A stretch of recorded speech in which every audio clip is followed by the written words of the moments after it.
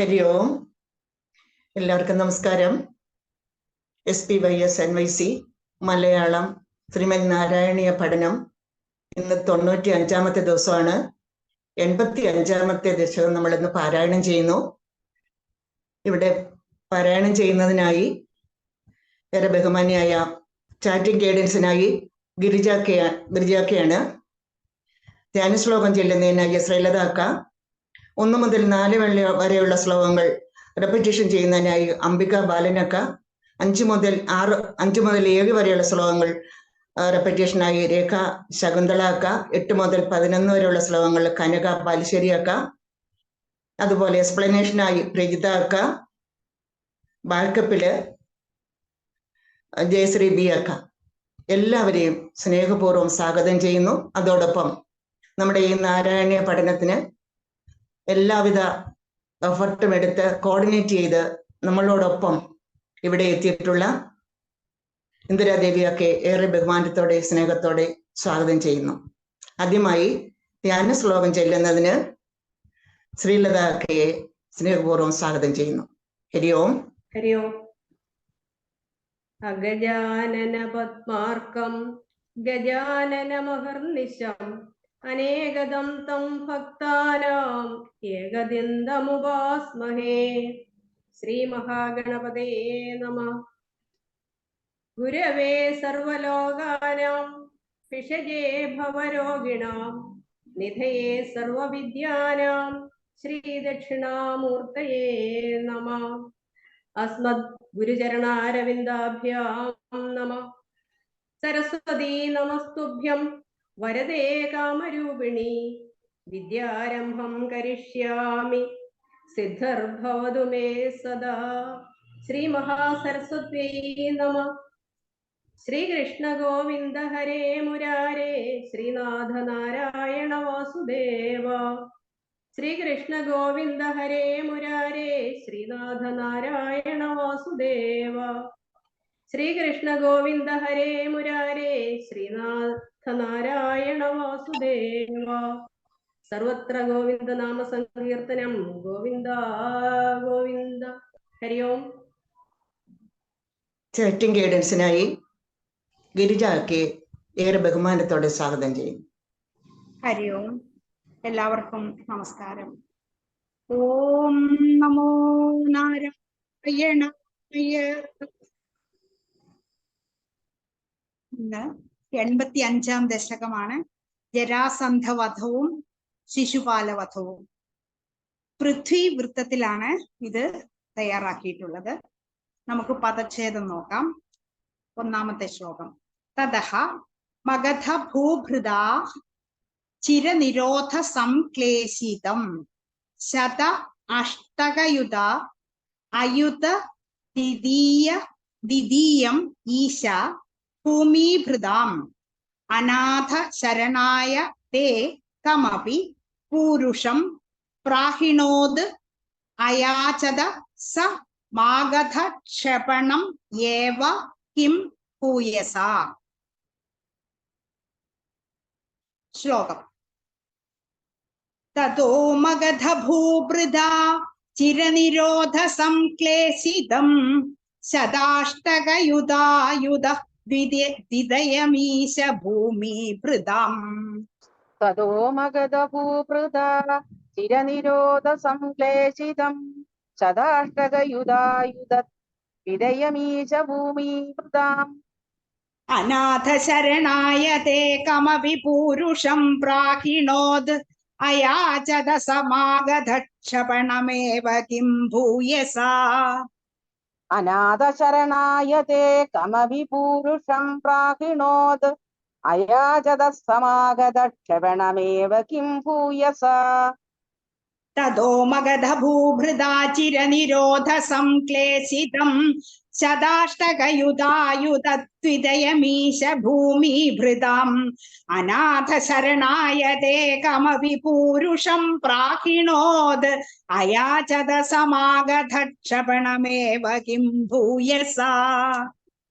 തതോ മഗധ ഭൂഭൃതാ ചിരനിരോധ സംക്ലേശിതം ശതാഷ്ടകയുധായുധ ദ്വിതയമീശ ഭൂമിഭൃതാം. അനാഥചരണായതേകമപി പൂരുഷം പ്രാഹിണോത് അയാചതഃ സമാഗതക്ഷപണമേവ കിം ഭൂയസാ. ശ്ലോകം 2 പദച്ഛേദം നോക്കാം. ഇയാസുഹു അഭിമാഗതം തദനു നാരദഃ ഉദീരിതാത് യുധിഷ്ഠിര അഖ ഉദ്യമാത് ഉഭയകാര്യ പര്യാകുലഃ വിരുദ്ധ ജൈനഃ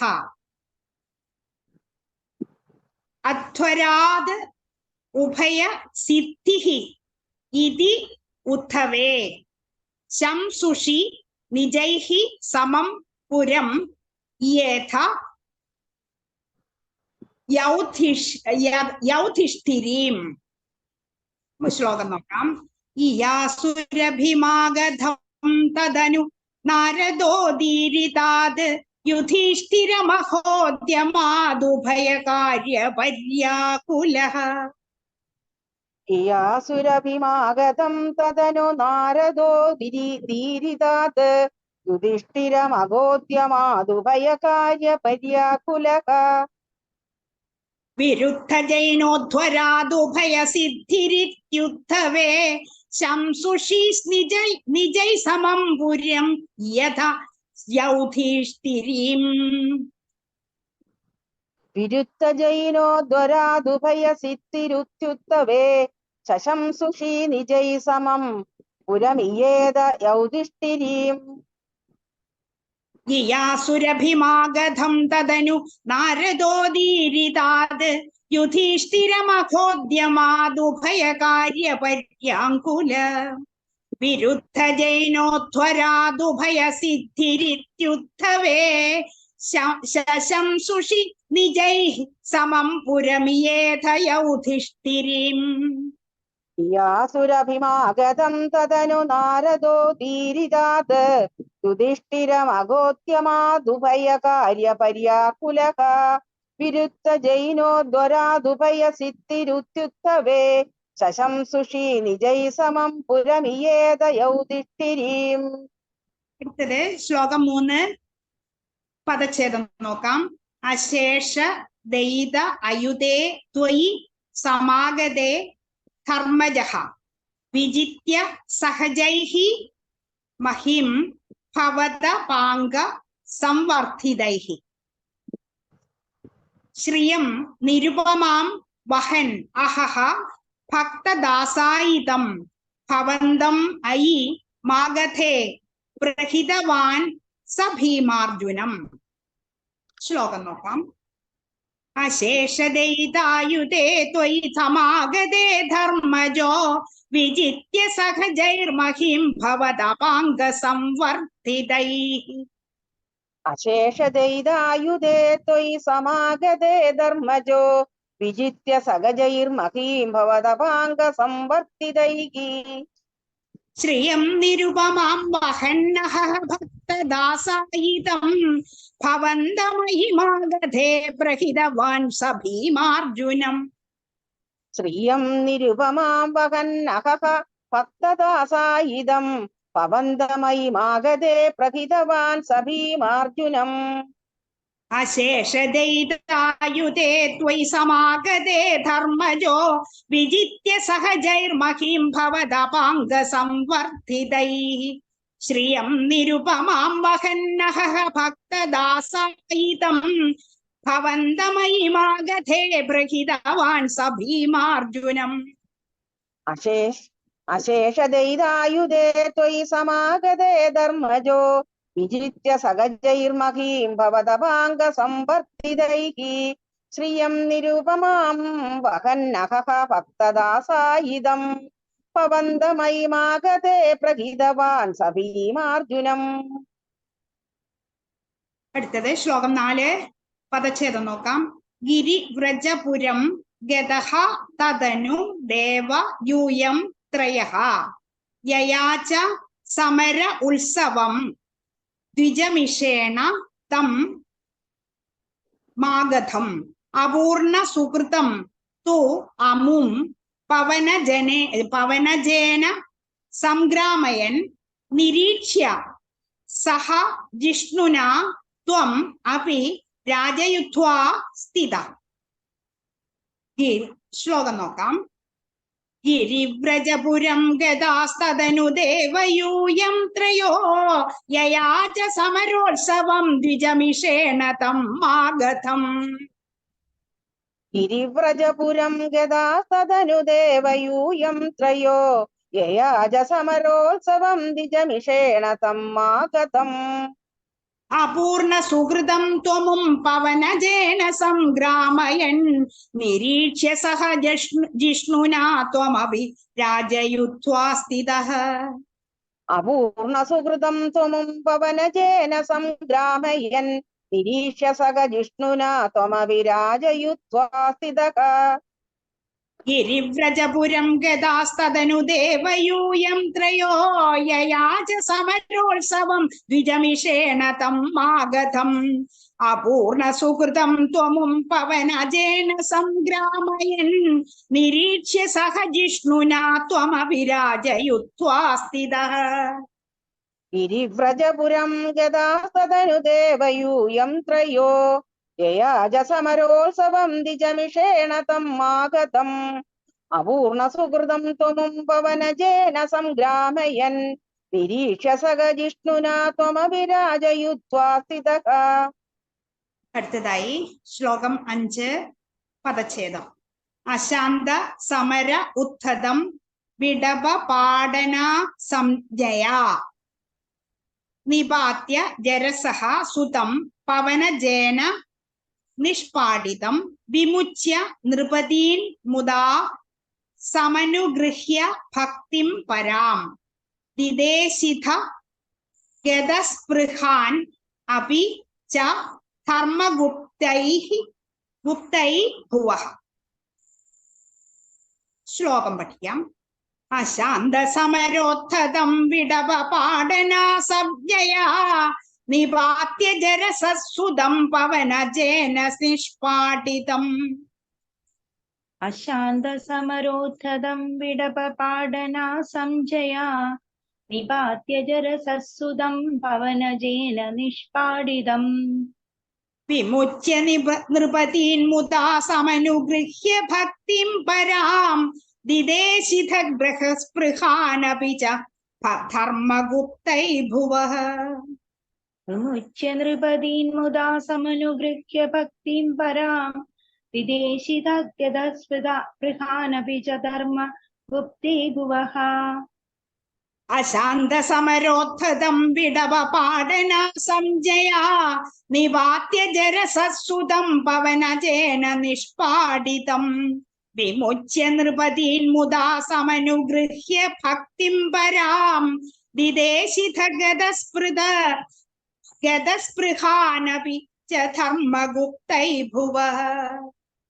അശാന്ത സമരോത്ഥതം വിടവ പാടന സംജയാ നിപാത്യ ജരസസുതം പവനജേന നിഷ്പാടിതം. വിമുച്യ നൃപതീൻ മുദാ സമനുഗൃഹ്യ ഭക്തിം പരാം ദിദേശിത ഗതസ്പൃഹാനപി ച ധർമ്മഗുപ്തൈ ഭുവഃ.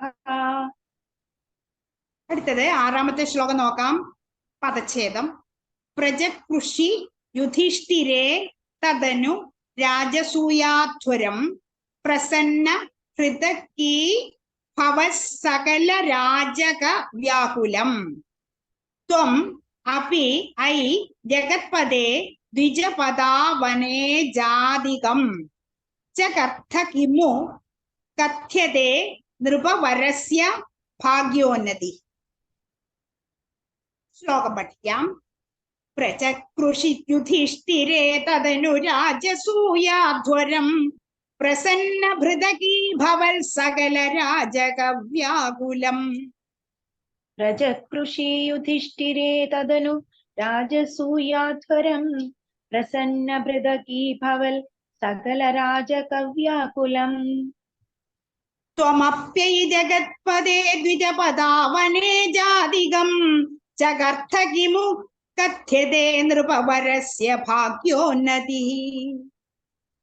ത്വമപ്യൈ ജഗൽപദേ ദ്വിജപദാവനേ ജാതികം चकर्थ किमु कथ्यते नृपवरस्य भाग्योन्नतिः प्रजकृषि युधिष्ठिरे तदनु राजसूयाध्वरम् प्रसन्न भृदकी भवल् सकल राजकव्याकुलम् त्वमप्यै जगत्पदे द्विजपदावने जातिगम् चकर्थ किमु कथ्यते नृपवरस्य भाग्योन्नतिः प्रजकृषि युधिष्ठिरे तदनु राजसूयाध्वरम् प्रसन्न भृदकी भवल् सकल राजकव्याकुलम् त्वमप्ययि जगल्पदे द्विजपदावने पवने जातिकम् चकर्थ किमु कथ्यते नृपवरस्य भाग्योन्नतिः അടുത്തതായി ശ്ലോകം 7 പദച്ഛേദം തതഃ സവനകർമ്മണി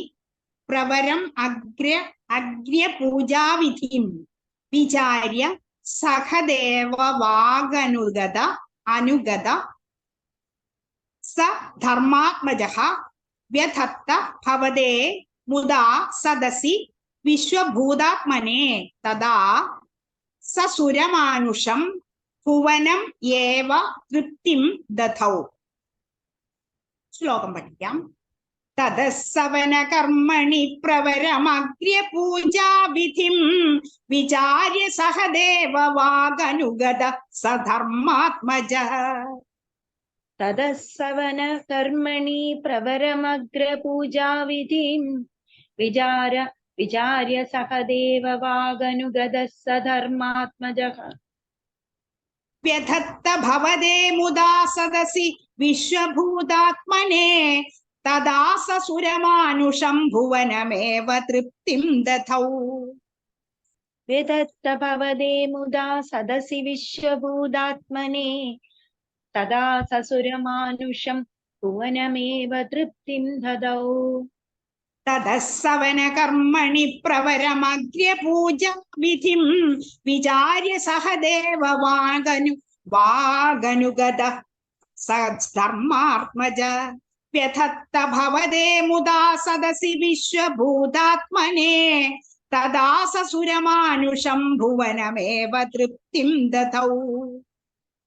തദസ്സവന കർമ്മണി പ്രവരമഗ്രപൂജാവിധിം വിചാര്യ സഹദേവവാഗനുഗത സധർമാത്മജാ. വ്യധത്ത ഭവതേ മുദാ സദസി വിശ്വഭൂതാത്മനെ തദാ സസുരമാനുഷം ഭുവനമേവ തൃപ്തിം ദദൗ. അടുത്തത് ശ്ലോകം 8 പദച്ഛേദം തതഃ സപതി ചേദിവഃ മുനി നൃപേഷു തിഷ്ഠസ്വഹോ അഹോ സഭാ ജയതി കോ കഹ ജഡഃ പശുപദുർദുരുടം വടും ഇതി ത്വയി സുദുർവചോവിത അതിമുദ്വമന്നാസനാഃ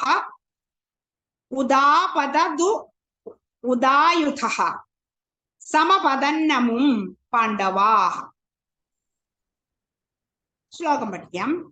തദസ്സപതി ചേദിവോ മുനി നൃപേഷു തിഷ്ഠസ്വഹോ സഭാ ജയതി കോ ജഡ പശുപദുർദുരൂഢും വടും. തദസപതി ചേദിവോ മുനി നൃപേഷു തിഷ്ഠസ്വഹോ സഭാ ജയതി കോ ജഡ പശുപദുർദുരൂഢം വടും. ഇതി ത്വയി സുദുർവചോവിതതിമുദ്വമന്നാസനാദുദാപദദുദായുധ സമപദന്നമും പാണ്ഡവാഃ.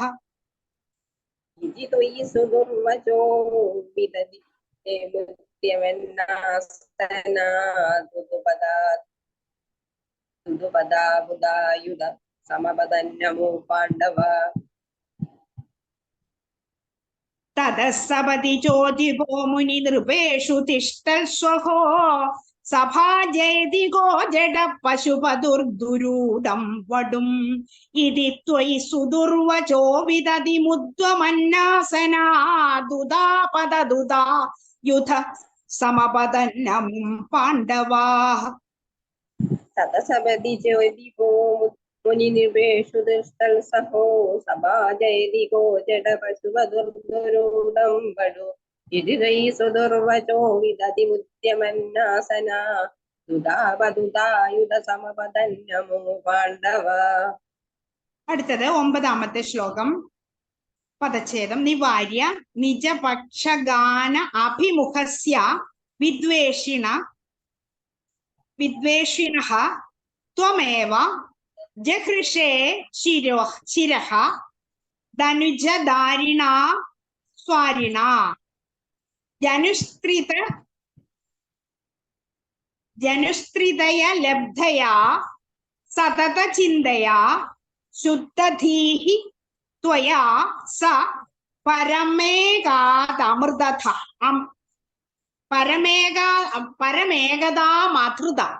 പരമേകദാം അധൃത യോഗിനാം ദുർലഭാം. ശ്ലോകം. നിവാര്യ നിജപക്ഷഗാനഭിമുഖസ്യ വിദ്വേഷിണസ്ത്വമേവ ജഗൃഷേ ശിരോധനുജധാരിണാ സ്വാരിണാ. നിവാര്യ നിജപക്ഷഗാനാഭിമുഖസ്യ വിദ്വേഷിണസ്ത്വമേവ ജഗൃഷേ ശിരോധനുജധാരിണോ സ്വാരിണാ. ജനുസ്ത്രിതയ ലബ്ധയാ സതത ചിന്തയാ ശുദ്ധധീഃ ത്വയാ സ പരമേകദാമധൃതയോഗിനാം ദുർലഭാം.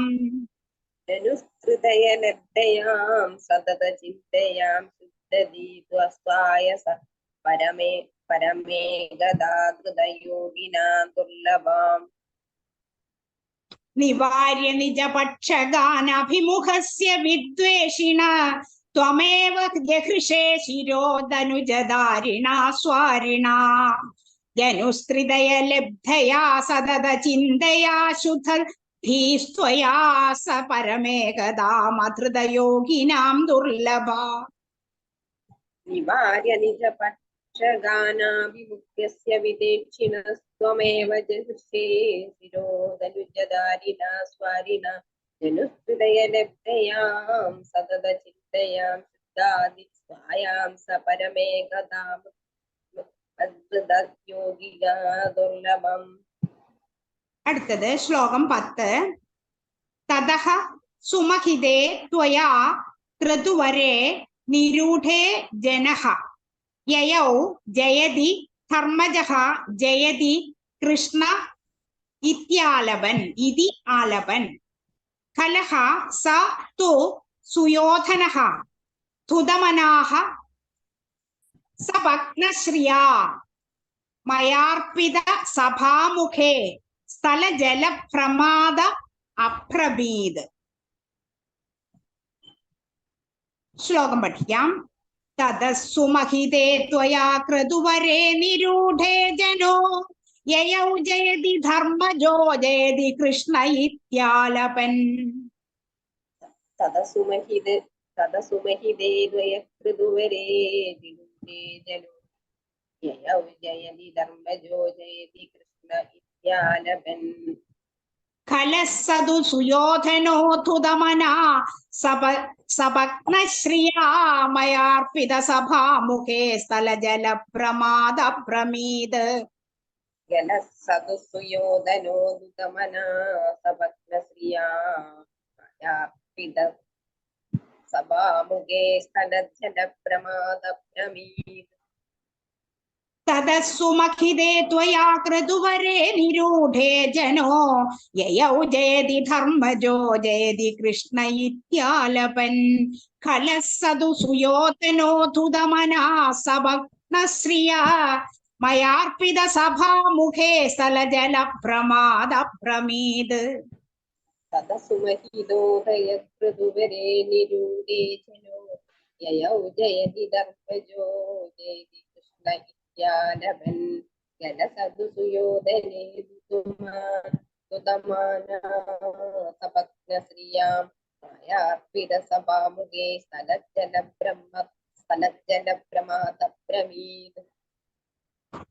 അടുത്തത് ശ്ലോകം 11. തദാ ഹസിതം ഉത്ഥിതം ദ്രുപദ നന്ദന ഭീമയോഃ അപാംഗകലയാ വിഭോ കിമപി താവത് ഉജ്ജൃംഭയൻ. ധരാഭര നിരാകൃതൗ സപതി നാമ ബീജം വപൻ ജനാർദ്ദന മരുത്പുരീ നിലയ പാഹി മാമാമയാത് പാഹി മാമയാത്. ശ്ലോകം പഠിക്കാം. തദാഹസിതമുത്ഥിതം ദ്രുപദ നന്ദനാ ഭീമയോരപാങ്കകലയാ വിഭോ കിമപി താവതുജൃംഭയൻ. തദാഹസിതമുത്ഥിതം ദ്രുപദനന്ദനാ ഭീമയോരപാങ്കകലയോ വിഭോ കിമപി താവതുജൃംഭയൻ.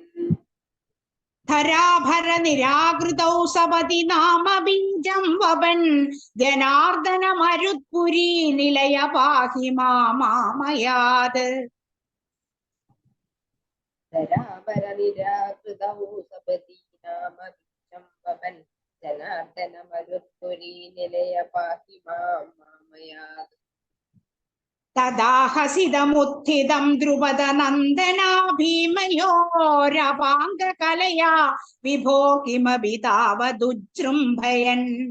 ധരാഭര നിരാകൃതൗ സപതി നാമ ബീജം വപൻ ജനാർദ്ദന മരുത്പുരീ നിലയ പാഹി മാമാമയാത്. തദാഹസ്തിമുത്ഥിതം ദ്രുപദനന്ദനാ ഭീമയോരപാങ്കകലയോ വിഭോ കിമപി താവതുജൃംഭയൻ. ധരാഭര നിരാകൃതൗ സപതി നാമ ബീജം വപൻ ജനാർദ്ദന മരുത്പുരീ നിലയ പാഹി മാമാമയാത്. ഹരി ഓം. പ്രജിതാക്ക എക്സ്പ്ലനേഷനായി ആദരപൂർവ്വം പ്രജിതാക്കെ ക്ഷണിച്ചോളൂ. ഹരി ഓം. ദശകം 85 ജരാസന്ധ വധവും ശിശുപാലന്റെ വധവും അതുപോലെ തന്നെ രാജസൂയവും 3 കാര്യങ്ങളാണ് ഇവിടെ പറഞ്ഞിട്ടുള്ളത്. നമ്മൾ കണ്ടു 77ാമത്തെ ദശകത്തെ ജരാസന്ധ യുദ്ധം ഭഗവാൻ ഒന്നിച്ച് 17 പ്രാവശ്യം യുദ്ധത്തിന് വന്നു. 17 പ്രാവശ്യവും ജരാസന്ധനെ തോൽപ്പിച്ചു വിട്ടു ഭഗവാൻ. അപ്പോൾ അതീവ പരാക്രമിയാണ് ജരാസന്ധൻ. അദ്ദേഹത്തെ കൊല്ലാതെ വിട്ടു. പക്ഷെ അത് ഭഗവാനല്ല അദ്ദേഹത്തെ കൊല്ലേണ്ടത്, ജരാസന്ധനെ കൊല്ലേണ്ട ആള് ഭീമസേനനാണ്. അതുകൊണ്ടാണ് വെറുതെ വിട്ടത്. ആ പരാക്രമിയായ ജരാസന്ധൻ ഇപ്പോഴും ഇങ്ങനെ എല്ലാവരും ഇങ്ങനെ തോൽപ്പിച്ചുകൊണ്ടേ ഇരിക്കുകയാണ്. ആ അവസരത്തില് ഇവിടെ കൃഷ്ണനോട് ഭയങ്കരമായ ആ വൈരാഗ്യം, ദേഷ്യമൊക്കെ ഇങ്ങനെ വർദ്ധിച്ചു വന്നുകൊണ്ടിരിക്കുകയാണ് ജരാസന്ധന്. കാരണം എന്തെന്ന് വെച്ചാല് ജരാസന്ധന്റെ മക്കളാണ് അസ്ഥിയും പ്രാപ്തിയും. അവര് വിവാഹം കഴിച്ചത് കംസനാണ്. ആ കംസനെ കൊന്നതുകൊണ്ട്, കൃഷ്ണൻ കൊന്നതുകൊണ്ടാണ് ജരാസന്ധനോട് ഇത്രയ്ക്ക് വിദ്വേഷം വരാൻ വിദ്വേഷം വരാൻ വേണ്ടിയിട്ടുള്ള കാരണം. അങ്ങനെയുള്ള ആ മഗധ ഭൂഭൃതാഹ, മഗധ രാജാവായ ജരാസന്ധൻ, ഭൂമിഭൃത രാജാക്കന്മാരെ, ദുഷ്ടബുദ്ധിയായ ജരാസന്ധൻ ഒരുപാട് രാജാക്കന്മാരെ ഇങ്ങനെ തടവറയിൽ ഇട്ടിട്ടുണ്ട്. ശതാഷ്ടക യുധയുധാതിഥയ, ശതാഷ്ടകം അതായത് ശതം എന്ന് പറഞ്ഞാൽ 100, അഷ്ടകം 8, അപ്പൊ 100 × 8 800. അതുപോലെ തന്നെ യുധയുധ 10,000ന്റെ 2 ഇരട്ടി, അപ്പൊ 20,800 രാജാക്കന്മാരെ തടവറയിലിട്ട് ഇങ്ങനെ അവിടെ ഇട്ടിരിക്കുകയാണ്. പൗർണമി വരാൻ വേണ്ടി കാത്തിക്കുകയാണ്. എന്താ വെച്ചാൽ പൗർണമി ദിനത്തിൽ അവരെയൊക്കെ തലവെട്ടാൻ വേണ്ടിയിട്ട്. ആ ദിനത്തിൽ തലവെട്ടി കഴിഞ്ഞാല് അവർക്ക് ജരാസന്ധന് എന്തെങ്കിലും ഗുണമുണ്ടാവും. അതുകൊണ്ടാണ് അവരെ ഇങ്ങനെ അവിടെ തടങ്കലിൽ ഇട്ടിട്ടുള്ളത്. അങ്ങനെയുള്ള അവസരത്തിൽ ഇപ്പോൾ ഭഗവാൻ ദ്വാരകയിലാണുള്ളത്. മധുരയിൽ ഉണ്ടാകുമ്പോഴാണ് ഒരുപാട് തവണ ജരാസന്ധനുമായി യുദ്ധം നടത്തിയത്. അത് ആ ഒരു സമാധാന അന്തരീക്ഷം, ജനങ്ങൾക്ക് സമാധാനം കിട്ടാതെ വന്നപ്പോൾ ആ ജനങ്ങളെയൊക്കെ ശ്രീകൃഷ്ണൻ ദ്വാരകയിലേക്ക് മാറ്റി, മധുരയിലുള്ള എല്ലാവരെയും. അങ്ങനെ ദ്വാരകയിൽ ഇപ്പോൾ ഇങ്ങനെ വാണിരിക്കുന്ന സമയത്ത് ഒരാള്, അതായത് ഒരു പുരുഷം എന്ന് പറയുന്ന അനാഥശരണനായ ഭഗവാന്റെ, അനാഥർക്ക് ആശ്രിതനായ ഈ ഭഗവാന്റെ അടുത്ത് പുരുഷം, ഒരു പുരുഷനെ അയച്ചു, ഒരു ദൂതനെ അയച്ചു. അയാള് വന്നിട്ട് പറയുകയാണ്, ഭഗവാനോട് പറയുകയാണ്, ജരാസന്ധന്റെ വധം തന്നെയാണ് അദ്ദേഹം അപേക്ഷിച്ചത്. ജരാസന്ധനെ അങ്ങ് വേഗം വധിക്കണം, അല്ലെങ്കിൽ എല്ലാവർക്കും ആപത്താണ് അദ്ദേഹത്തിന്റെ ഈ പ്രവൃത്തി കൊണ്ട് എന്ന് പറയുകയാണ് ചെയ്യുന്നത്. അങ്ങനെ ഇവിടെ പറഞ്ഞല്ലോ 20,800 എന്ന്, അതൊരു ഏകദേശ കണക്ക് മാത്രമാണ്. അതിൽ കൂടുതൽ ആൾക്കാർ ഉണ്ടാകും. അസംഖ്യം എന്ന അർത്ഥത്തിലാണ് അങ്ങനെ പറഞ്ഞത്. അങ്ങനെയുള്ള അത്ര രാജാക്കന്മാർ അവർ തടവറയിലുണ്ട്. അവരെയൊക്കെ മോചിപ്പിക്കേണ്ടതുണ്ട്. അതുകൊണ്ട് എത്രയും വേഗം ജരാസന്ധന്റെ വധം നമ്മൾ ആഗ്രഹിക്കുന്നു എന്ന് ദൂതൻ വന്ന് പറഞ്ഞു. അങ്ങനെ കൃഷ്ണപക്ഷപാതികൾക്കെല്ലാം തന്നെ ഭഗവാനെ അങ്ങനെ ശരണം പ്രാപിക്കുകയാണ് ചെയ്തത്. രണ്ടാമത്തെ ശ്ലോകത്തിൽ പറയുകയാണ്, അഭിമാഗതം മഗധ രാജാവായ ജരാസന്ധന്റെ നേർക്ക് യുദ്ധത്തിന് പുറപ്പെടാൻ ആഗ്രഹിച്ച നിന്തിരുപടി, അതായത് ഭഗവാൻ ശ്രീകൃഷ്ണൻ മഗധ രാജാവായ ജരാസന്ധന്റെ നേർക്ക് യുദ്ധത്തിന് വീണ്ടും പുറപ്പെടുകയാണ്. അപ്പോൾ നാരദോ ഭീരിദാത്, നാരദന്റെ പറഞ്ഞതിനാൽ നാരദ മഹർഷി വന്നിട്ട് അവിടെ വന്ന് പറയുകയാണ്, പറഞ്ഞു, യുധിഷ്ഠിര മഘോദ്യം മാതുഭയ, യുധിഷ്ഠിരൻ ഒരു യാഗം, മകം എന്ന് പറഞ്ഞ യാഗം, ഒരു യാഗം നടത്തുകയാണ്, രാജസൂയ യാഗം നടത്തുന്നുണ്ട്. അപ്പോൾ അവിടേക്ക് പോകേണ്ടതായിട്ടുണ്ട് കൃഷ്ണന്. അപ്പോൾ ഇവിടെ മഗധയിലേക്ക് പോയി കഴിഞ്ഞാൽ രാജസൂയത്തിന് പങ്കെടുക്കുവാൻ വേണ്ടിയിട്ട് കഴിയുകയില്ല. അപ്പോൾ രാജസൂയത്തിന് പോയതുകൊണ്ട് ഇപ്പോൾ മഗധയിലേക്ക് പോകണ്ട എന്നാണ് പറഞ്ഞത്, അതിന്റെ ഉദ്ദേശം. അപ്പോൾ അങ്ങോട്ട് അപ്പോൾ രാജസൂയത്തിന് പോകണോ മഗധയിലേക്ക് പോകണോ എന്നുള്ള കൺഫ്യൂഷനിലായി ഇപ്പോൾ ഭഗവാൻ ശ്രീകൃഷ്ണൻ. അപ്പോൾ എല്ലാവരും പറയുകയാണ്, അങ്ങ് മഗധയിലേക്ക് പോകണം, മഗധയിലേക്ക് പോയി ജരാസന്ധന്റെ വധമാണ് എത്രയും പെട്ടെന്ന് വേണ്ടത്, അവിടെ അങ്ങോട്ടാണ് പോകേണ്ടതെന്ന് പറഞ്ഞപ്പോൾ കൃഷ്ണൻ അദ്ദേഹത്തിന്റെ ഉത്തമ സുഹൃത്തായ ഭക്തനായ ഉദ്ധവരോട് ചോദിക്കുകയാണ്. ഉദ്ധവര് ഒരു ഭക്തൻ മാത്രമല്ല, കൃഷ്ണന്റെ ഒരു പ്രൈവറ്റ് സെക്രട്ടറിയും കൂടിയാണ്. എല്ലാ കാര്യങ്ങളും വളരെയധികം ബുദ്ധിയോടെ കൈകാര്യം ചെയ്യാൻ കഴിയുന്ന ഒരാളാണ് ഉദ്ധവര്. ആ ഉദ്ധവർ പറയുകയാണ്, അങ്ങ് പോകേണ്ടത് രാജസൂയ യുദ്ധത്തിന് പോകണം. എന്തെന്ന് വെച്ചാൽ രാജസൂയം നടക്കുന്നതിന് മുമ്പ് ഒരു ദിഗ്വിജയം നടത്തും. യുധിഷ്ഠിരനാണ് രാജസൂയം നടത്തുന്നത്. അപ്പോൾ അശ്വത്തെ, ഒരു കുതിരയെ അവിടെ എല്ലാ രാജ്യത്തേക്കും പറഞ്ഞയക്കും. ആ കുതിരയെ എല്ലാവരും അംഗീകരിക്കണം. ഇപ്പോൾ കുതിരയെ പറഞ്ഞയച്ച സമയത്ത് മഗധയിലെ രാജാവായ ജരാസന്ധൻ അതിനെ അംഗീകരിച്ചിട്ടുണ്ടാവുകയില്ല. അപ്പോൾ അദ്ദേഹത്തെ തോൽപ്പിക്കേണ്ട ആവശ്യമുണ്ട്. അപ്പോൾ രാജസൂയത്തിന് പങ്കെടുത്താൽ രണ്ട് കാര്യങ്ങളും നടത്തുവാൻ വേണ്ടിയിട്ട് സാധിക്കും. അതുകൊണ്ട് അങ്ങ് ഇപ്പോൾ പോകേണ്ടത് രാജസൂയത്തിന് തന്നെയാണെന്നാണ് ഇവിടെ ഉദ്ധവര് പറഞ്ഞത്. അത് ഉദ്ധവര് പറഞ്ഞ ആ കാര്യം അനുയോജ്യമാണ് എന്ന് ഭഗവാന് മനസ്സിലായി അല്ലെ. ചില സമയത്ത് നമുക്ക് പലപ്പോഴും എങ്ങനെ ഉണ്ടാകാറുണ്ടാവും, കൺഫ്യൂഷൻ ഉണ്ടാകുമ്പോൾ നമുക്ക് ഒരു സുഹൃത്തിന്റെ ഒരു ഉപദേശം അല്ലെങ്കിൽ അറിയുന്ന ഒരാളുടെ ഉപദേശം കിട്ടുകഴിഞ്ഞാൽ നമുക്ക് ഒരു തൃപ്തി ഉണ്ടാകും. അതുപോലെയാണ് ഇവിടെയും സംഭവിച്ചത്. ഉദ്ധവർ അങ്ങനെ പറഞ്ഞപ്പോൾ അതാണ് ഉചിതമെന്ന് ഭഗവാനും തോന്നി. അങ്ങനെ ആ പോംവഴി അദ്ദേഹം സ്വീകരിക്കുകയാണ് ചെയ്യുന്നത് ഭഗവാൻ. ഇനി മൂന്നാമത്തെ ശ്ലോകത്തിൽ പറയുകയാണ്, അങ്ങനെ ഭഗവാന്റെ കാരുണ്യം കൊണ്ട്, അപ്പൊ യുധിഷ്ഠിരന്റെ കാര്യമാണ് ഇതിൽ പറയുന്നത്, ഭഗവാന്റെ കാരുണ്യം കൊണ്ട് വർദ്ധിച്ച ബലത്തോടു കൂടിയ യുധിഷ്ഠിരൻ സഹോദരന്മാരെ കൊണ്ടും അതുപോലെ തന്നെ ഇന്ദ്രപ്രസ്ഥം പോലെയുള്ള നല്ലൊരു കൊട്ടാരവും എല്ലാം കെട്ടിയിട്ട് യുധിഷ്ഠിരൻ അവിടെ നല്ല ഐശ്വര്യത്തോടു കൂടി വാഴുകയാണ്. ഓരോ രാജാക്കന്മാരെയും ജയിച്ചിട്ട് തന്റെ അധീനമാക്കി അങ്ങനെ രാജസൂയ യജ്ഞം നടത്തുന്നതിനുള്ള ഒരുക്കത്തിലാണ് ധർമ്മിഷ്ഠനായ യുധിഷ്ഠിരൻ. അപ്പോൾ ശ്രീകൃഷ്ണൻ അവിടേക്ക് അശേഷ ദൈതായുധേ അദ്ദേഹത്തിന്റെ അനേകം ഭാര്യമാരോടുകൂടി 1008 ഭാര്യമാരുണ്ട്. ആ ഭാര്യമാരെ എല്ലാരും കൂട്ടിയിട്ട് ഇന്ദ്രപ്രസ്ഥത്തിലേക്ക് പോവുകയാണ് ശ്രീകൃഷ്ണൻ. അല്ലെ, നല്ല പലതരത്തിലുള്ള സ്ത്രീകൾ അല്ലെ, അവർക്ക് നല്ല വേഷഭൂഷാദികൾ അണിഞ്ഞിട്ട് അവരൊക്കെ കൂട്ടിക്കൊണ്ട് ഇങ്ങനെ പോവുകയാണ്. നോക്കുമ്പോൾ ഒരു വനിതാ സംസ്ഥാന സമ്മേളനത്തിന് ഇങ്ങനെ ഒരുങ്ങിയ പോലെ ഉണ്ടാവും കാണുമ്പോൾ. അങ്ങനെ അവരെല്ലാം കൂട്ടിയിട്ട് ഭഗവാൻ ഇങ്ങനെ പോവുകയാണ് ഇന്ദ്രപ്രസ്ഥത്തിലേക്ക്. അങ്ങനെ അപ്പോൾ അവരെ വളരെയധികം സന്തോഷത്തോടു കൂടിയിട്ട് ധർമ്മപുത്രി സ്വീകരിക്കുകയാണ്. അങ്ങനെ അദ്ദേഹം യുധിഷ്ഠിരന്റെ അടുത്തേക്ക് പറയുകയാണ്, നമുക്ക് ജരാസന്ധന്റെ വധം എത്രയ്ക്കും വേഗം ആവശ്യമായിട്ടുണ്ട്. അതുകൊണ്ട് അർജുന സമേതനായിട്ട് ഭീമനെയും അർജുനനെയും കൂട്ടുകയാണ് യുധിഷ്ഠിരൻ. ഭീമനാണ് ജരാസന്ധനെ വധിക്കേണ്ടത്. അങ്ങനെ ഭീമനെയും അർജുനനെയും കൂട്ടിയിട്ട് മഗധയിലേക്ക് പുറപ്പെടുകയാണ്.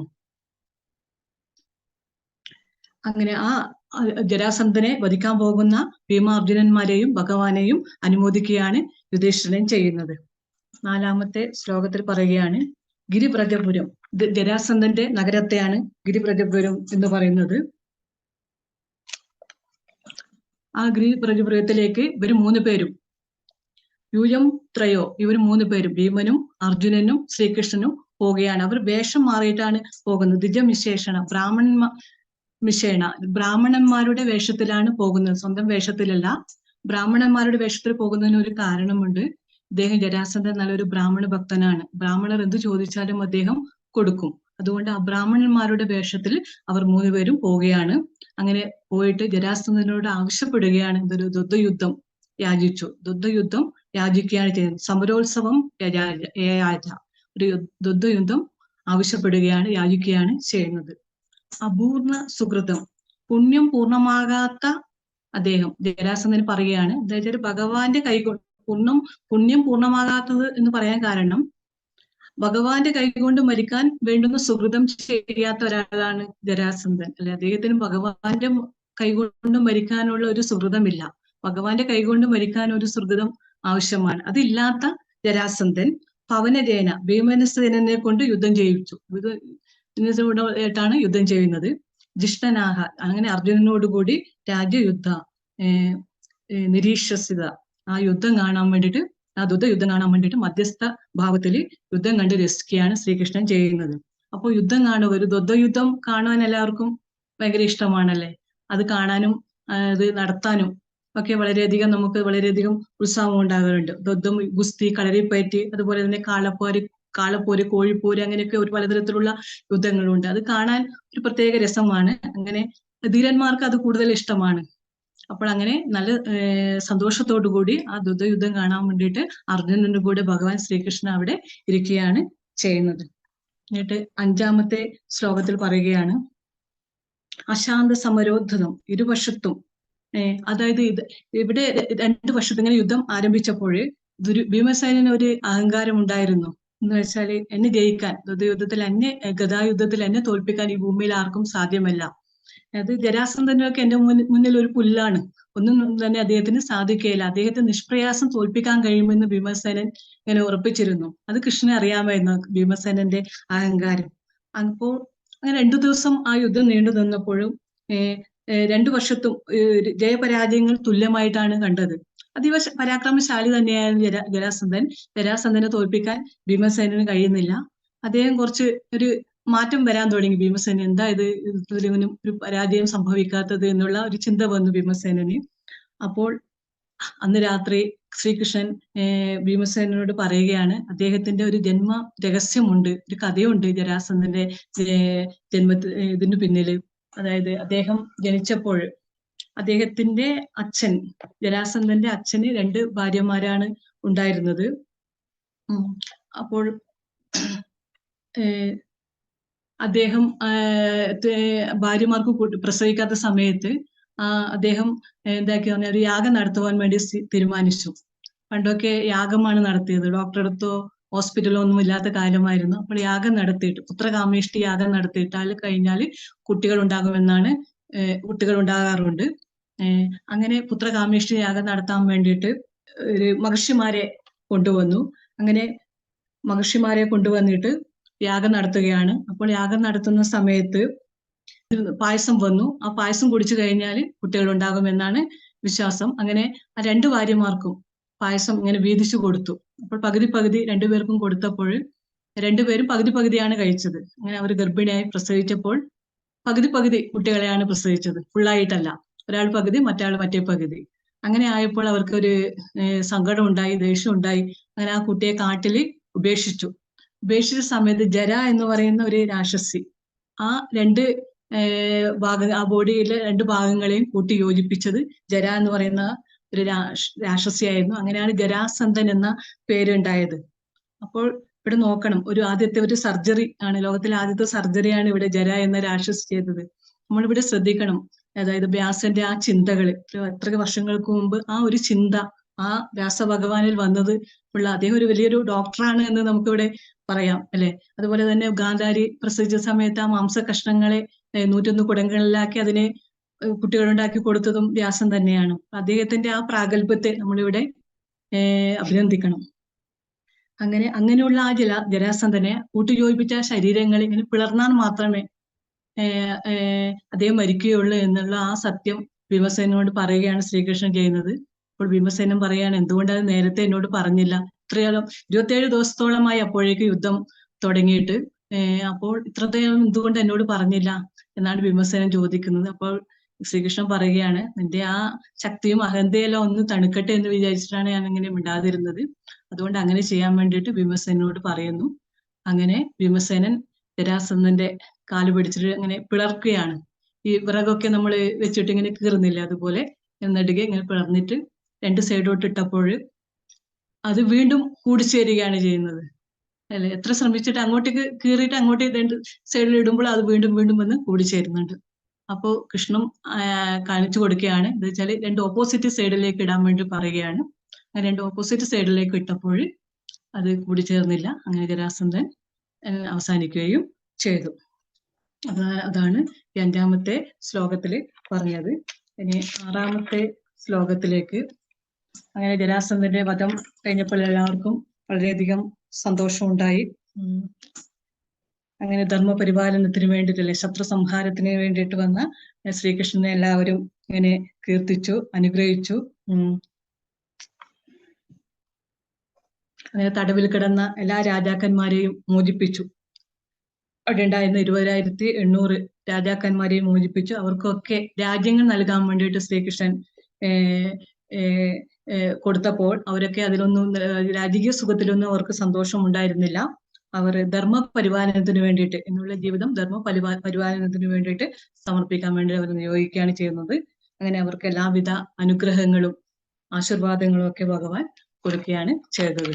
അപ്പൊ 6-ാമത്തെ ശ്ലോകത്തിൽ എന്നിട്ട് പറയുകയാണ്, ഇത് ജരാസന്ധ വധത്തിന് ശേഷം ഇനി രാജസൂയ യാഗം ആരംഭിക്കുകയാണ്. എല്ലാ രാജാക്കന്മാരുടെയും സാന്നിധ്യം അവിടെ ഉണ്ടായിരുന്നു. തദനു യുധിഷ്ഠിരന്റെ പ്രസന്ന, ഒരു വേർഡുണ്ട്, പ്രസന്ന ഭൃതകി ഭവത്സ്കല രാജക വ്യാകുലം. അതായത് അവിടെ വന്നുകൂടിയ എല്ലാ രാജാക്കന്മാരും അവരൊക്കെ സന്തുഷ്ടരും ദാസഭാവം കൈക്കൊണ്ടതുമായ എല്ലാ രാജാക്കന്മാരും, അവർക്ക് ഓരോരോ ജോലികൾ കൊടുത്തിരുന്നു എല്ലാ രാജ്യത്തു നിന്ന് വന്ന രാജാക്കന്മാർക്കും. ആ ജോലികളൊക്കെ അവർ ഭംഗിയായിട്ട് ചെയ്തു. അതെ, രാജസൂയ യാഗം യഥാവധി, അത് വളരെയധികം ഭംഗിയോട് കൂടിയിട്ട് അത് നിർവഹിക്കാൻ വേണ്ടിയിട്ട് സാധിച്ചു. അതായത് അവരെ ഫിനാൻസിന്റെ കാര്യങ്ങളൊക്കെ കൊടുത്തത് ദുര്യോധനനായിരുന്നു. അതുപോലെ തന്നെ ഇത് ദാനകർമ്മങ്ങൾ അതൊക്കെ കൊടുത്തത് കർണനായിരുന്നു. ഭക്ഷണത്തിന് അടുക്കളയുടെ കാര്യം കൊടുത്തത് ഭീമസേനായിരുന്നു. അങ്ങനെ ഓരോരാൾക്കും കൊടുത്ത എല്ലാ കാര്യങ്ങളും ഒരു യഥാവിധി ഭംഗിയോടുകൂടി തന്നെ നിർവഹിച്ചു. അങ്ങനെ കൃഷ്ണനും ഉണ്ടായിരുന്നു അവിടെ. അദ്ദേഹത്തിന് ഒരു കാര്യം ചെയ്യാനുണ്ടായിരുന്നു. പദാവനി ജാതികം, ബ്രാഹ്മണരുടെ കാൽ കഴുകുക എന്നതായിരുന്നു അദ്ദേഹത്തിന്റെ ജോലി. നോക്കണം, അപ്പൊ ഭഗവാൻ അങ്ങനെ സർവോത്തമനായ സർവചരാചരങ്ങളുടെ നാഥനായ ആ ഭഗവാൻ ബ്രാഹ്മണരുടെ കാൽ കഴുകുകയാണ് ചെയ്തത്. അപ്പോൾ അവിടെ വലുപ്പമോ ചെറുപ്പമോ ഒന്നും തന്നെ ഇല്ല. എല്ലാവരും അവരവർക്ക് ചെയ്യുന്ന പറ്റുന്ന കാര്യങ്ങൾ വളരെ ഭംഗിയോടെ ആത്മാർത്ഥമായിട്ട് ചെയ്തു. അപ്പോൾ ലളിതവും വിനയവും എല്ലാമാണ് അവിടെ ഉണ്ടായിരുന്നത്. അഹന്തയോ അതുപോലെ തന്നെ ഞാനെന്ന ഭാവമോ ആർക്കും ഉണ്ടായിരുന്നില്ല. എല്ലാവരും അവരുടെ കർമ്മങ്ങൾ വളരെയധികം ഭംഗിയോടെ ചെയ്തു. നമുക്കറിയാം, പണ്ടുള്ള കല്യാണങ്ങൾ, നമ്മുടെ കുട്ടിക്കാലത്തൊക്കെ ഉണ്ടായിരുന്ന കല്യാണത്തിന് ഒരു പ്രത്യേകത ഉണ്ടായിരുന്നു.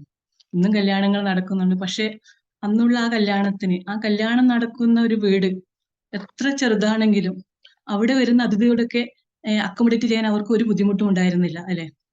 അവരെ വളരെയധികം സന്തോഷത്തോടുകൂടി അവരെ സ്വീകരിച്ചിരുന്നു. അവിടെ കുട്ടികൾ ഉണ്ടെങ്കിൽ കുട്ടികളൊക്കെ ഒരു സ്ഥലത്ത് കിടക്കും, മുതിർന്നവരൊക്കെ ഒരു സ്ഥലത്ത് കിടക്കും, സ്ത്രീകൾ ഒരു സ്ഥലത്ത് കിടക്കും, അങ്ങനെ പ്രായമായ ആളുകളൊക്കെ ഒരു സ്ഥലത്ത് കിടക്കും. അങ്ങനെയൊക്കെ ആയിരുന്നു. അപ്പോൾ അടുത്ത് കുളങ്ങളോ പുഴകളോ ഒക്കെ ഉണ്ടെങ്കിൽ അവിടെയൊക്കെ പോയിട്ട് കുളിക്കും. അങ്ങനെ ഒരു നല്ലൊരു വിനയഭാവത്തോടെ ഐക്യത്തോടു കൂടിയായിരുന്നു അന്ന് പണ്ടത്തോടെ കല്യാണങ്ങളൊക്കെ ഉണ്ടായിരുന്നത്. ആ നാട് മുഴുവൻ, ആ പരിസരം മുഴുവൻ ഒരു ആഘോഷമാക്കി മാറ്റുമല്ലേ. പല സ്ഥലത്തു നിന്നൊക്കെ ഈ ആട്ടുകല്ലും അമ്മിക്കല്ലും ഒക്കെ കൊണ്ടുവന്ന് മുറ്റം നിറയിട്ടിട്ടുണ്ടാവും. അതിലൊക്കെ രാത്രിയൊക്കെ ഒരാൾക്കും ഓരോരോ ജോലികൾ ഉണ്ടാകും, അല്ലെ? പച്ചക്കറി അരിയാനും തേങ്ങ ചിരകാനും അരക്കാനും ഒക്കെ അങ്ങനെ ഓരോരോ ജോലികളിൽ അവരൊക്കെ ഏർപ്പെടും. അപ്പോൾ ഒരുപാട് കാര്യങ്ങൾ, ആ കല്യാണത്തിന് അവർ ക്ഷണിക്കാൻ പോയ കാര്യങ്ങൾ, സ്വർണ്ണം എടുക്കാൻ പോയ കാര്യങ്ങൾ, വസ്ത്രങ്ങൾ എടുക്കാൻ പോയ കാര്യങ്ങളൊക്കെ അവർ ചർച്ച ചെയ്യും. അപ്പോൾ പിറ്റേ ദിവസം ആ കല്യാണം ആർഭാടമായി കാണുമ്പോഴും അതിന് പിന്നിലുള്ള ആ കഷ്ടതകളെ കുറിച്ച് നമുക്ക് ഓർമ്മ വരും, അല്ലെ? വളരെയധികം സന്തോഷത്തെ നമ്മൾ ഓരോരോ അതില് കഴിക്കുമ്പോൾ സാമ്പാറും അതൊക്കെ കൂട്ടുകാരൊക്കെ കഴിക്കുമ്പോഴും അതിൽ വരുന്ന കഷ്ണങ്ങൾ കാണുമ്പോൾ നമുക്ക് നമ്മൾ ഇന്നലെ മുറിച്ചിട്ട കഷ്ണങ്ങൾ നമ്മുടെ കൈകളിലേക്ക് തന്നെ വന്നു ചേരും. അങ്ങനെ നല്ലൊരു ഐക്യഭാവത്തോടെ ഉണ്ടായിരുന്നു പണ്ടുള്ള കല്യാണങ്ങൾ. പക്ഷെ ഇന്ന് നമുക്ക് വലിയ വീടുകളുണ്ട്, സൗകര്യങ്ങളുണ്ട്. പക്ഷെ ഇന്ന് ആർഭാടങ്ങളും കൂടുതലുണ്ട്, ചടങ്ങുകളും കൂടുതലുണ്ട്. പക്ഷെ അതിലൊക്കെ തന്നെ ആ ഐക്യഭാവമില്ല, അല്ലെ? ക്ഷണിച്ചവര് പറയും തലേ ദിവസം വരണമെന്ന് പറഞ്ഞാൽ പറയും, ഓ ഇല്ല, അന്ന് തന്നെ വരാൻ തന്നെ ബുദ്ധിമുട്ടാണ്, തിരക്കാണ്, ഇന്നല്ലേ തലേ ദിവസം വരിക. എത്ര എന്തെങ്കിലും അങ്ങനെയുള്ള ഒരു ഐക്യഭാവത്തോടെ ഉണ്ടായിരുന്ന വിവാഹങ്ങളായിരുന്നു പണ്ടുണ്ടായിരുന്നത്. അതിലൊരു സന്തോഷം ഉണ്ടായിരുന്നു. അപ്പോൾ അവിടെ ഉണ്ടായിരുന്ന ആ വ്യക്തിത്വത്തിനല്ല അന്ന് പ്രാധാന്യം കൊടുത്തത്, അതുപോലെ തന്നെ ആ സംരംഭത്തിനായിരുന്നു. അപ്പോൾ ഇതുപോലെ തന്നെയാണ് ഇവിടെയും കാണുന്നത്. ആ വ്യക്തിത്വത്തിന് പ്രാധാന്യം കൊടുക്കാതെ അവിടെ നിന്ന് ആ കാര്യങ്ങൾക്കും ആ സംരംഭങ്ങൾക്കും പ്രാധാന്യം കൊടുക്കുമ്പോൾ അത് നല്ലൊരു ഐക്യഭാവം ഉണ്ടായി, ലളിതമായി അത് വിനയമായി അല്ലെ സന്തോഷമായി എല്ലാവർക്കും അങ്ങനെ അത് നീണ്ടുപോവുകയാണ് ചെയ്തത്. അങ്ങനെ രാജസൂയ യജ്ഞം വളരെയധികം ഭംഗിയായിട്ട് ഇവിടെ കഴിഞ്ഞു. അങ്ങനെ ധർമ്മിഷ്ഠനായ യുധിഷ്ഠിരൻ സർവ്വ ഐശ്വര്യങ്ങളോടും കൂടി അവിടെ ഇങ്ങനെ ഇതുകൊണ്ടിരിക്കുകയാണ് ചെയ്യുന്നത്. ഇനി 7ാമത്തെ ശ്ലോകത്തിൽ പറയുകയാണ്, അപ്പോ ഈ രാജസൂയ യാഗം കഴിഞ്ഞ ശേഷം ഒരു അഗ്രപൂജാവിധി ഉണ്ട്. അഗ്രപൂജാവിധി എന്നതുകൊണ്ട് ഉദ്ദേശിക്കുന്നത് യാഗാദികളിൽ മുഖ്യസ്ഥാനം നൽകി ഒരാളെ ആദരിക്കുക എന്നതാണ് അഗ്രപൂജ കൊണ്ട് ഉദ്ദേശിക്കുന്നത്. അതായത് ഒരാളെ അതിൽ ബഹുമാനിക്കണം, അതിലേക്ക് എല്ലാ സ്ഥാനമാനങ്ങളും നൽകിയിട്ട് ആദരിക്കുന്ന ഒരു ചടങ്ങാണ്. അപ്പോൾ അത് ആരാണ് എന്ന് ധർമ്മപുത്രൻ ഇങ്ങനെ അന്വേഷിച്ചു കൊണ്ടിരിക്കുകയാണ്. ആരെയാണ് ആദരിക്കേണ്ടത്, അഗ്രപൂജ നടത്തേണ്ട ആർക്കാണ് എന്നിങ്ങനെ ചോദിച്ചപ്പോൾ സഹദേവൻ പറയുകയാണ്, സഹദേവന്റെ വാക്ക് അനുസരിച്ചിട്ട് ധർമ്മപുത്രർ വിശ്വഭൂതാത്മാവും, അതായത് വിശ്വഭൂതാത്മാവും സർവഭൂത പ്രപഞ്ചത്തിലെയും ആത്മാവായി പ്രവർത്തിക്കുന്ന ശ്രീകൃഷ്ണനെയാണ് ആദരിക്കേണ്ടത്, അദ്ദേഹമാണ് അതിന് യോഗ്യൻ എന്ന് പറഞ്ഞു. അപ്പോൾ എല്ലാ ഗുണങ്ങളും തികഞ്ഞ ഒരാളാണ് ശ്രീകൃഷ്ണനെയാണ് ഇവിടെ അഗ്രപൂജ ചെയ്ത് നമ്മൾ ആദരിക്കേണ്ടത് എന്ന് പറഞ്ഞപ്പോൾ അത് എല്ലാവരും അത് അംഗീകരിച്ചു. എല്ലാവർക്കും അത് സന്തോഷമുണ്ടായി. അങ്ങനെ ശ്രീകൃഷ്ണനെ ഈ ഭുവനത്തിലെയും സർവ്വഭുവനത്തിലെയും ചരാചരങ്ങൾ സന്തുഷ്ടരായി എന്നാണ് പറയുന്നത്. ശ്രീകൃഷ്ണനെ ആ ഒരു അഗ്രപൂജ നടത്തിയപ്പോൾ എല്ലാവരും ഭുവനമേവ തൃപ്തിം ദദവും, എല്ലാ ജീവജാലങ്ങളും എല്ലാ ചരാചരങ്ങൾക്കും സന്തോഷമുണ്ടായി ശ്രീകൃഷ്ണനെ അങ്ങനെ ഒരു അഗ്രപൂജ ചെയ്തു കൊടുത്തപ്പോൾ. യുധിഷ്ഠിരനും വളരെയധികം സന്തോഷമുണ്ടായി. അപ്പോൾ നമ്മൾ ചില കാര്യങ്ങളൊക്കെ നടത്തുമ്പോൾ നമ്മൾ എല്ലാവരെയും ആദരിക്കുകയും ബഹുമാനിക്കുകയും ചെയ്യുന്ന ഒരു കാര്യമുണ്ടല്ലേ. അപ്പോൾ അവിടെ ഒരു സദ്ഗുണത്തിന്റെ സന്ദേശമാണ് എല്ലാവർക്കും കൊടുക്കുന്നത് നമ്മളല്ലേ. ആദരിക്കപ്പെടുമ്പോൾ നമ്മളും ആദരിക്കുന്നവരും ആദരിക്കപ്പെട്ടവരും ബഹുമാനിക്കുകയാണ് അവിടെ ചെയ്യുന്നത്, ബഹുമാന്യരായി മാറുകയാണ് ചെയ്യുന്നത്. അപ്പൊ നല്ല വ്യക്തികളെ നമ്മളിങ്ങനെ തിരഞ്ഞെടുത്ത് ആദരിക്കുമ്പോൾ എല്ലാവരും ലോകത്തിന് തന്നെ വലിയൊരു സദ്ഗുണത്തിന്റെ സന്ദേശമാണ് നമ്മൾ പ്രദാനം ചെയ്യുന്നത്. അപ്പോൾ അങ്ങനെ കൃഷ്ണനെ ആദരിച്ചുകൊണ്ട് എല്ലാവരെയും സന്തോഷിച്ചു, സംതൃപ്തരായി.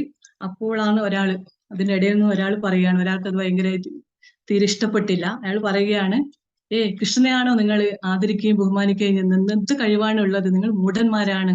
അദ്ദേഹം പശുക്കളെ മേയിച്ച് നടക്കുന്നവനാണ്, ഗോപസ്ത്രീകളുടെ വസ്ത്രം കെട്ടവനാണ്, അതുപോലെ തന്നെ രുക്മിണി ദേവിയെ തട്ടിക്കൊണ്ടുപോയവരാണ്. അയാളെയാണോ നിങ്ങൾ ആദരിക്കുന്നത്? എന്തൊരു മൂഢന്മാരാണ് നിങ്ങൾ. ഒരാളത് ശിശുപാലനായിരുന്നു. ശിശുപാലന് കൃഷ്ണനോട് വളരെയധികം വിദ്വേഷം ഉണ്ടായിരുന്നു. അതായത് രുക്മിണിയെ കല്യാണം കഴിച്ചു കൊടുക്കാമെന്ന് ശിശുപാലന് വാക്ക് കൊടുത്തു. അപ്പോഴാണ് ഒരു ഒളിച്ചോട്ടം, ഭഗവാൻ രുക്മിണിയും കൊണ്ട് ഒളിച്ചോടിയത്. അപ്പോൾ അങ്ങനെയുള്ള കൃഷ്ണനെ ഒരിക്കലും ആദരിക്കാൻ അദ്ദേഹം അർഹനല്ല. നിങ്ങൾ എന്ത് മൂഢത്വമാണ് ചെയ്യുന്നത്? വേറെ എത്ര ആൾക്കാരുണ്ട് ഇവിടെ, ഭീഷ്മരുണ്ട്, ദ്രോണരുണ്ട്, വ്യാസരുണ്ട്, എത്ര ബ്രാഹ്മണന്മാരുണ്ട്. അതുപോലെ തന്നെ എന്തുകൊണ്ടാണ് നിങ്ങൾ കൃഷ്ണനെ എടുത്തത്? അദ്ദേഹത്തിന് എന്ത് ആദരവാണ് ഉള്ളത്? അദ്ദേഹത്തിന് ഞാനത് സമ്മതിക്കില്ല എന്നാണ് ശിശുപാലൻ പറയുന്നത്. അപ്പോൾ പാണ്ഡവർക്കും യുധിഷ്ഠിരനും എല്ലാവർക്കും ദേഷ്യം വന്നു. അയാളുടെ വർഷത്തും കുറച്ച് ആൾക്കാരുകൾ ഉണ്ടാകും ശിശുപാലന്റെ സ്ഥലത്തും. പക്ഷെ അപ്പൊ ഒരു യുദ്ധത്തിന് വേണ്ടിയിട്ട് പാണ്ഡവർ എഴുന്നേറ്റ് നിന്നു. യുദ്ധത്തിന് വേണ്ടിയിട്ട് തയ്യാറായപ്പോൾ കൃഷ്ണൻ അവരെ തടയുകയാണ്. വേണ്ട, ഒരു നല്ല കാര്യം നടക്കുന്ന സമയത്ത് അങ്ങനെ ഒരു യുദ്ധം നടന്നു കഴിഞ്ഞാൽ അതൊരു ബുദ്ധിമുട്ടാകും. അതുകൊണ്ട് നിങ്ങൾ അവിടെ അടങ്ങിയിരിക്കുക, ശിശുപാലന്റെ കാര്യം ഞാൻ നോക്കിക്കോളാം എന്ന് പറഞ്ഞിട്ട് അദ്ദേഹം തന്റെ സുദർശന ചക്രം എടുത്തിട്ട്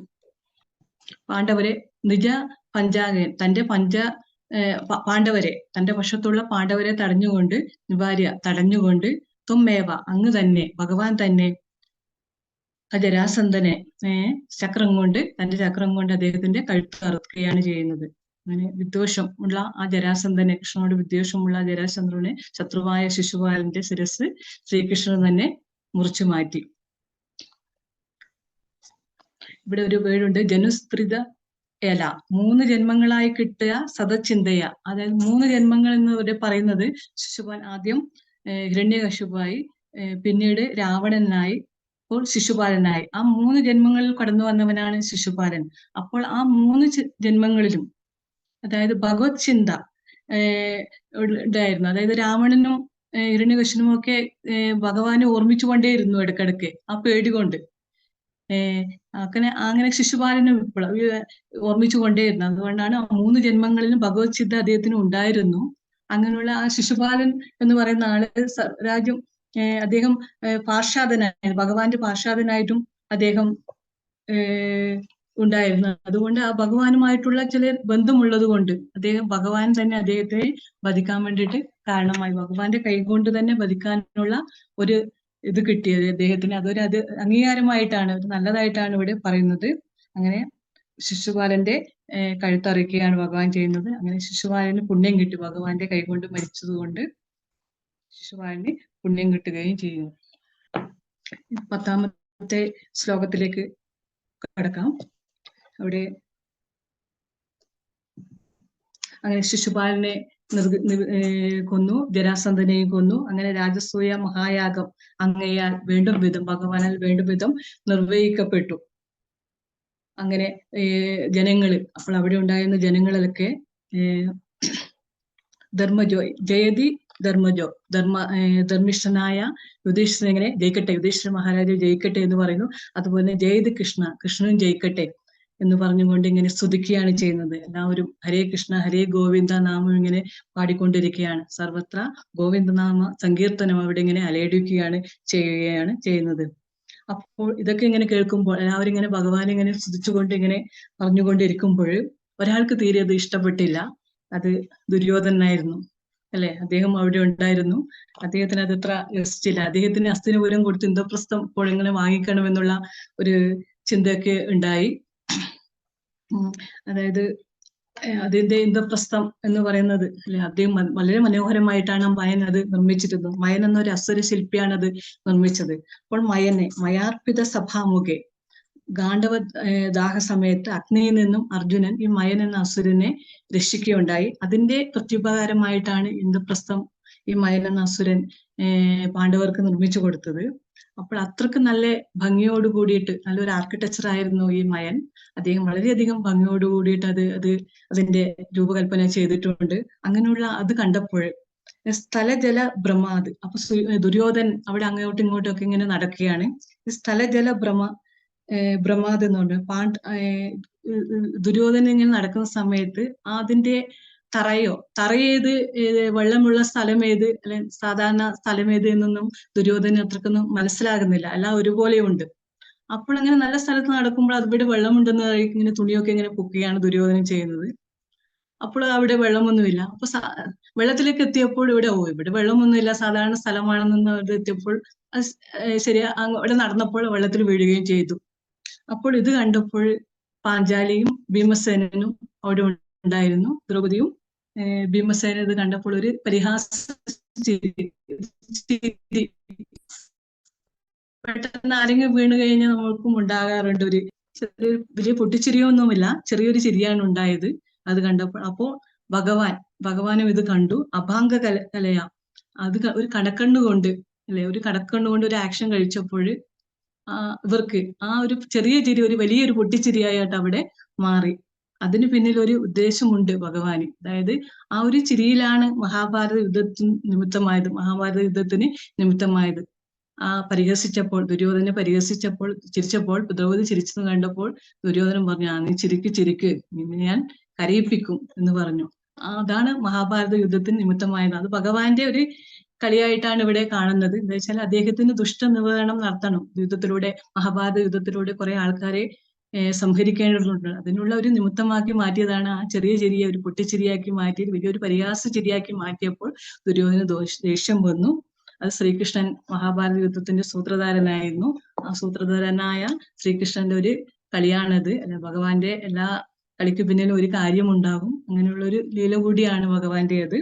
അങ്ങനെ ലോകരക്ഷയ്ക്കും സർവ്വജനങ്ങളുടെ സുരക്ഷയും ഒക്കെയാണ് ഭഗവാന്റെ ഉദ്ദേശം. അങ്ങനെ ചെയ്യുന്ന ഒരുപാട് കാര്യങ്ങൾ ചെയ്യുന്ന ഭഗവാന്റെ ഒരു കാര്യം കൂടിയായിരുന്നു ആ ഒരു ചിരി.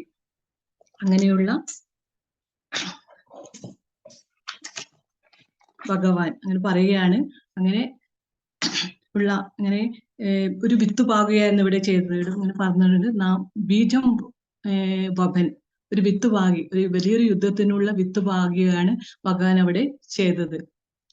ആ ചിരിയിലൂടെ. അങ്ങനെ വായുപുരേശ, അങ്ങനെയുള്ള ഗുരുവായൂരപ്പ നെന്തിരുവടി, എന്റെ രോഗത്തു നിന്നും രക്ഷിക്കണമേ, എന്റെ രോഗത്തു നിന്നും രക്ഷിക്കണമേ, എന്നെയും രക്ഷിക്കണമേ, ഇങ്ങനെയൊക്കെയുള്ള പല കാര്യങ്ങളും ചെയ്യുന്ന അങ്ങേക്ക് എന്ത് ഇത്ര പ്രയാസം, എന്നെ രോഗത്തു നിന്ന് രക്ഷിക്കണമെന്ന് ഭട്ടതിരിപ്പാട് ഇവിടെ പറയുകയാണ് ചെയ്യുന്നത്. അങ്ങനെ ഇവിടെ പൂർണ്ണമാകുകയാണ് ഈ അധ്യായം. ഹരി ഓം. നമുക്ക് സമർപ്പണ ശ്ലോകത്തിലേക്ക് കടക്കാം. കായേന വാചാ മനസേന്ദ്രിയർവാ ബുദ്ധ്യാത്മനാ വാ പ്രകൃതേ സ്വഭാവാത് കരോമി യത്തൻ സകലം പരസ്മൈ നാരായണേതി സമർപ്പയാമി. ശ്രീ നാരായണായേതി സമർപ്പയാമി. സർവം ശ്രീ നാരായണേതി സമർപ്പയാമി. ഹരി ഓം. ഹരി ഓം. ഇന്നത്തെ നാരായണീയം പാരായണം ഇവിടെ പൂർണ്ണമാകുമ്പോൾ ഇതിൽ പങ്കെടുത്ത ധ്യാന ശ്ലോകം ചൊല്ലിയ ശ്രീലത അക്ക നന്നായിട്ട് വളരെ ഭക്തിയോടെ ഭക്തി സാന്ദ്രമാക്കി സായം സന്ധ്യ അങ്ങയ്ക്ക് ഏറ്റവും നല്ല സ്നേഹത്തോടെ നന്ദി പറഞ്ഞുകൊള്ളുന്നു. അതുപോലെ തന്നെ ഈ പാരായണത്തിന് ചാറ്റിംഗ് ഗൈഡൻസ് നൽകിയ ഗിരിജാക്ക വളരെ ഭംഗിയായി ശക്തമായി ആ പാരായണം അടുത്ത 3 പേർക്ക് റെപ്പറ്റീഷൻ ചെയ്യുന്നതിന് വേണ്ടി പറഞ്ഞു കൊടുത്ത ഗിരിജാക്കെ ഏറെ സ്നേഹത്തോടെ ബഹുമാനത്തോടെ എല്ലാവർക്കും വേണ്ടി നന്ദി പറയുന്നു. റെപ്പറ്റീഷൻ ചെയ്ത അംബിക ബാലനക്ക, രേഖ ശകുന്തളാക്ക, അതുപോലെ തന്നെ കനക ബാലുശ്ശേരിയക്ക, ഇവർ 3 പേരും നന്നായിട്ട് റെപ്പറ്റീഷൻ ചെയ്തു. അവർക്ക് എല്ലാവരുടെയും പേരിലും എൻ്റെ പേരിലും നന്ദി അറിയിച്ചു കൊള്ളുന്നു. ഇതിലുപരി എക്സ്പ്ലനേഷൻ ചെയ്തു തന്ന ഏറെ ബഹുമാന്യായ പ്രജിത അക്കയ്ക്ക് എല്ലാവരുടെയും പേരിലുള്ള നന്ദി അറിയിച്ചു കൊള്ളുന്നു. ബാക്കപ്പിലുണ്ടായിരുന്ന ജയശ്രീബി ഒക്കെയാണ് ഇതെല്ലാം ക്ഷമിച്ചുകൊണ്ട് ശ്രവിച്ചുകൊണ്ടും നമ്മളോടൊപ്പം ഇത്രയും സമയം ഇവിടെ ചെലവിട്ട ജയശ്രീബി ഒക്കെ ഏറെ സ്നേഹത്തോടെ എല്ലാവർക്കും വേണ്ടി നന്ദി അറിയിക്കുകയാണ്. അതുപോലെ തന്നെ നമ്മളോടൊപ്പം ഉണ്ടായിരുന്ന ഇന്ദിരാദേവിയൊക്കെ ഇതിനെല്ലാം ഒരു സമർപ്പണ മനോഭാവത്തോടുകൂടി ഈ നാരായണീയം സമർപ്പിച്ച് നമുക്ക് വേണ്ടി ഒരുക്കി തരുന്ന അക്കയാണ്. അക്കയ്ക്ക് ഏറെ സ്നേഹത്തോടെയും ബഹുമാനത്തോടെയും നന്ദി അറിയിക്കുകയാണ്. സുനേന അക്കയ്ക്കും എല്ലാവരുടെയും പേരിലുള്ള നന്ദി അറിയിക്കുകയാണ്. അതുപോലെ തന്നെ ഇവിടെ ശ്രോതാക്കളായി എത്തിയിട്ടുള്ള നമ്മുടെ യോഗബന്ധുസ് എല്ലാവർക്കും ഈ ഇന്നത്തെ പാരായണം ചെയ്ത എല്ലാവർക്കും വേണ്ടിയും എനിക്ക് വേണ്ടിയും നമ്മുടെ സമിതിക്ക് വേണ്ടിയും നന്ദി അറിയിക്കുകയാണ്. ഇനിയുള്ളത് നമുക്ക് ലോക കല്യാണ മന്ത്രം ചൊല്ലാം. എല്ലാവരും ഗുരുസ്ഥത്തിൽ വരിക. ഓം സർവേ ഭവന്തു സുഖിനഃ സർവേ സന്തു നിരാമയ സർവേ പശ്യാണി പശ്യന്തു മാ കശ്ചിത് ദുഃഖഭാഗ് ഭവേത്. ഓം ശാന്തി ശാന്തി ശാന്തി. ഹരി ഓം.